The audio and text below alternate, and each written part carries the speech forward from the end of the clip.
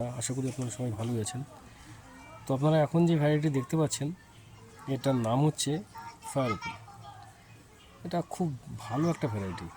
আপনারা অবশ্যই আপনাদের বাড়ির মানে বাগানে বা ছাদে এটা করতে পারেন। এই ভ্যারাইটি যেখানে প্রচুর রোদ পড়ে এরকম জায়গায় ভ্যারাইটিটা কিন্তু খুব ভালো হবে।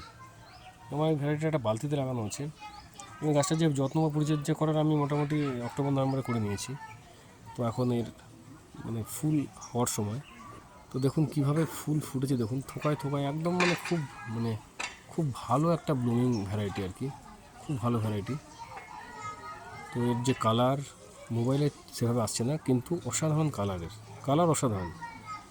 এবং কালার অসাধারণ শুধু তাই নয়, এবং এর যে আমি বলছি ফুলের যে গঠন বা ফুলের যে সৌন্দর্য, অসাধারণ ফুলের সৌন্দর্য। তো আপনারা অবশ্যই আপনাদের বাড়ির ছাদে এই ধরনের ভ্যারাইটি কালেকশন করুন।